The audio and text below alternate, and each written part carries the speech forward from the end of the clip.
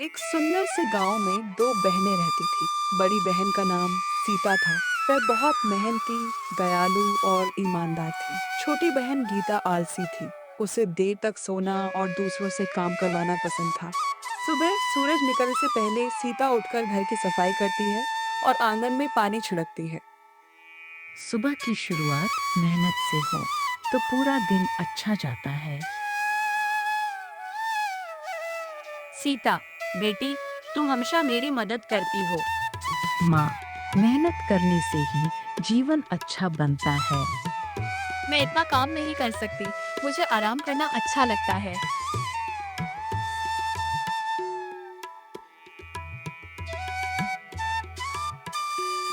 सीता, तुम रोज इतना काम कैसे कर लेती हो? मेहनत करने से शरीर भी स्वस्थ रहता है और मन भी खुश रहता है।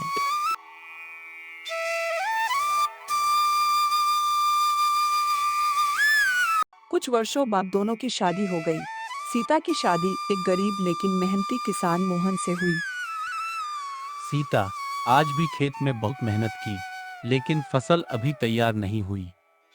कोई बात नहीं जी, हमारे पास जितना है उसी में खुशी से रहेंगे।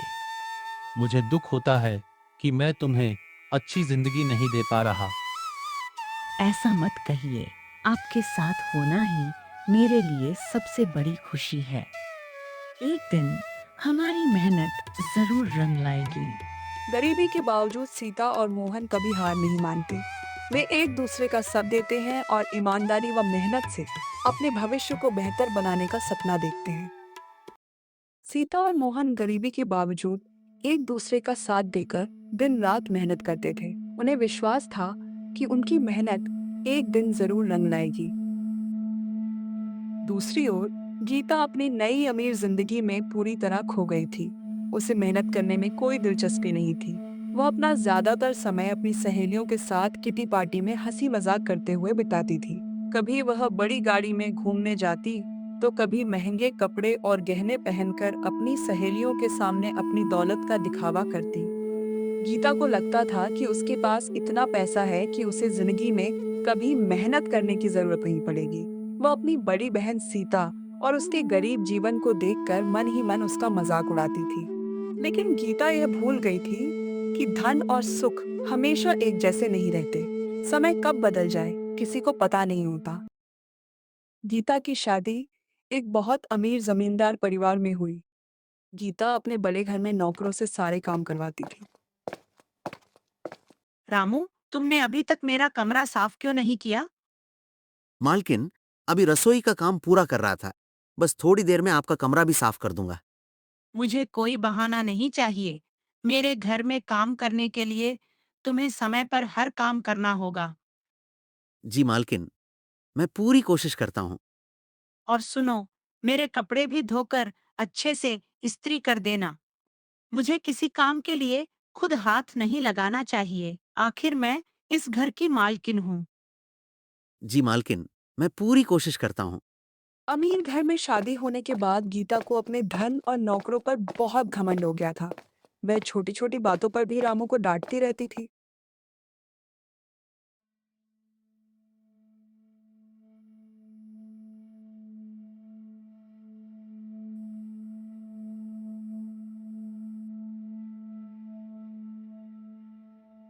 सीता, आज हमें खेत का काम जल्दी पूरा करना होगा।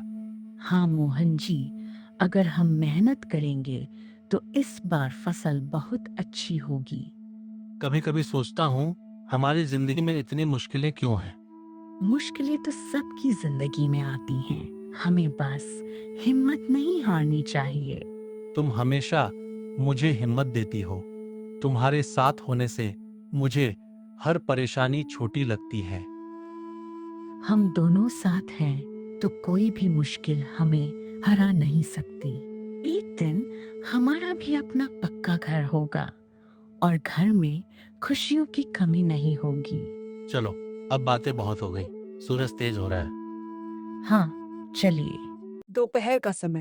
सीता साधारण कपड़े पहनकर खेत में मेहनत कर रही है।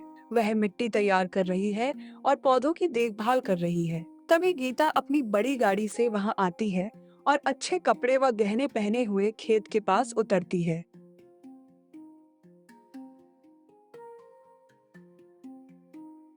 अरे दीदी, तुम अभी तक इस खेत में मिट्टी के साथ मेहनत कर रही हो। हाँ बहन, मेहनत करने में मुझे कोई शर्म नहीं आती। यही खेत हमारे घर का सहारा है। तुम्हारी जिंदगी देखकर मुझे तो बहुत अफसोस होता है। दिन भर धूप में काम करना और फिर उसी छोटे से घर में रहना। मेरे घर में नौकर हैं। मुझे तुम्हारी तरह खेत में पसीना बहाने की जरूरत नहीं है। तुम्हारे पास न बड़ा घर है, न गाड़ी और न ही महंगे कपड़े। सच कहूं तो तुम्हारी जिंदगी बहुत गरीब है। गरीबी कोई शर्म की बात नहीं है बहन। मेहनत और ईमानदारी से जीना मेरे लिए गर्व की बात है बहन। सुख सुविधाएं अच्छी बात है, लेकिन मेहनत और संतोष को कभी छोटा नहीं समझना चाहिए। तुम चाहे जितनी मेहनत कर लो, मेरी बराबरी कभी नहीं कर सकती। मैं तुम्हारी बराबरी करने के लिए मेहनत नहीं करती, मैं अपने परिवार के लिए मेहनत करती हूँ। गीता अपनी दौलत और सुख सुविधाओं पर बहुत घमंड करती थी। उसे अपनी बहन की मेहनत दिखाई देती थी, लेकिन उस मेहनत के पीछे छिपा आत्मसम्मान दिखाई नहीं देता था। समय कभी एक जैसा नहीं रहता। जिस गीता को अपनी दौलत और ऐशो आराम पर बहुत घमंड था, उसकी जिंदगी में अब एक नई मुसीबत दस्तक देने वाली थी। कुछ ही दिनों में उसके पति के व्यापार में लगातार नुकसान होने लगा। आमदनी कम होती गई और घर के खर्च बढ़ते गए। जिस घर में कल तक खुशियों और सुख सुविधाओं की कोई कमी नहीं थी, आज उसी घर में चिंता का माहौल था। अब देखना था कि मुश्किल समय आने पर गीता इन परिस्थितियों का सामना कैसे करती है। गीता, इस बार हमारे व्यापार में बहुत बड़ा नुकसान हो गया है। बाजार में हमारा माल नहीं बिका और व्यापार में बहुत पैसा डूब गया। क्या इतना बड़ा नुकसान कैसे हो गया? लेकिन हमारे पास तो इतना बड़ा घर, गाड़ी और नौकर हैं।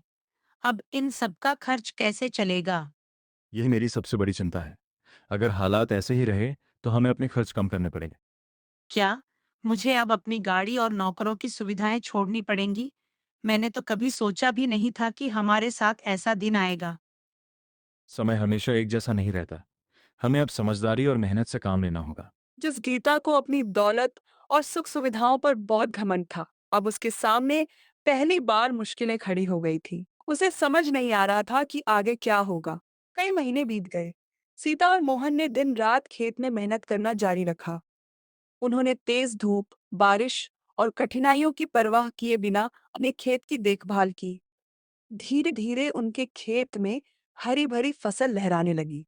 जिस मेहनत को देखकर कभी लोग उनका मजाक उड़ाते थे, वही मेहनत अब उनकी खुशियों का कारण बनने वाली थी। आखिरकार सीता और मोहन की मेहनत रंग लाई और उनके जीवन में खुशियों की नई सुबह आई। सीता, देखो, हमारा पूरा खेत हरी भरी फसल से भर गया है। हाँ मोहन जी, आखिर हमारी मेहनत रंग लाई। मुझे याद है, जब हमारे पास कुछ भी नहीं था, तब भी तुमने मेरा हौसला नहीं टूटने दिया। कितनी भी मुश्किलें आईं, हमने कभी हार नहीं मानी।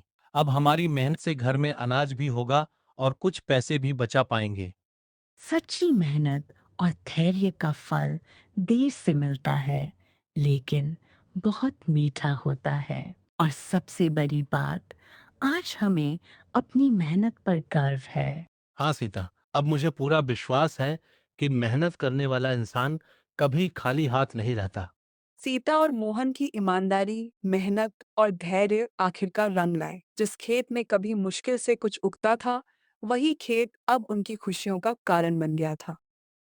व्यापार में लगातार नुकसान होने के कारण जमींदार के ऊपर बहुत सारा कर्ज हो गया था। आखिरकार कर्ज चुकाने के लिए उनका आलीशान घर भी बेच दिया गया। जिस घर में कभी गीता अपनी दौलत और सुख सुविधाओं का घमंड करती थी, आज उसी घर से उसे अपना सामान लेकर बाहर निकलना पड़ा। गीता और उसका पति अब सड़क पर आ गए थे। उनके पास न अपना घर था, न पहले जैसी सुख सुविधाएं।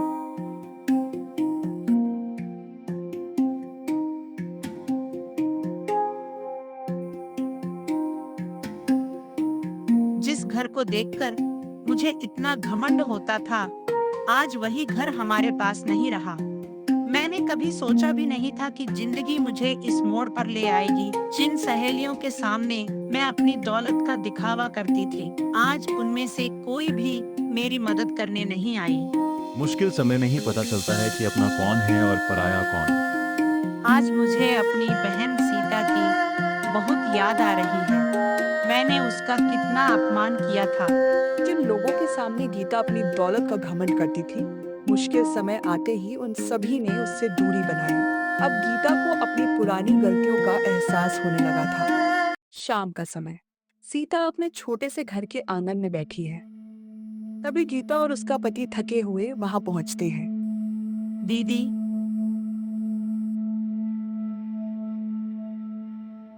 गीता, तुम इतनी परेशान क्यों लग रही हो? क्या हुआ? दीदी, हमारी जिंदगी पूरी तरह बदल गई है। व्यापार में बहुत नुकसान हुआ और हमारे ऊपर बहुत कर्ज हो गया। हे भगवान, फिर तुम दोनों कहाँ रह रहे हो? हमारा घर भी कर्ज चुकाने के लिए चला गया। अब हमारे पास रहने के लिए कोई जगह नहीं है। बहन, तुम चिंता मत करो, पहले अंदर आओ और आराम करो।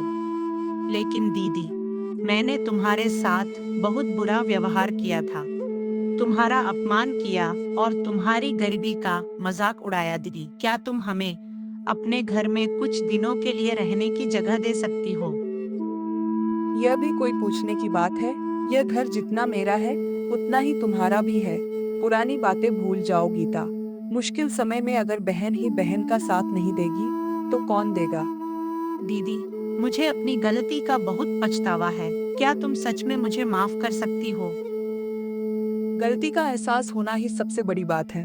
अब हमें मिलकर आगे बढ़ना है। तुम मेरी बहन हो। बहन से नाराजगी हो सकती है, लेकिन रिश्ता कभी खत्म नहीं होता। चलो बहन, अब आंसू मत बहाओ। पहले खाना खाओ, फिर हम दोनों बैठकर आगे का रास्ता सोचेंगे। दीदी, आज मुझे समझ आया कि असली अमीरी पैसा नहीं, बल्कि ऐसा परिवार है जो मुश्किल समय में साथ खड़ा रहे। जिस बहन का गीता कभी अपनी दौलत के घमंड में अपमान करती थी, आज उसी बहन ने बिना किसी शिकायत के उसके लिए अपने घर का दरवाजा खोल दिया। अगले दिन से गीता ने अपनी पुरानी जिंदगी छोड़कर मेहनत करना शुरू कर दिया। अब दोनों बहनें मिलकर खेत और बगीचे की देखभाल करने लगी। मेहनत, विनम्रता और अच्छे कर्म ही इंसान की सबसे बड़ी संपत्ति है। घमंड कभी टिकता नहीं, लेकिन मेहनत का फल हमेशा मीठा होता है।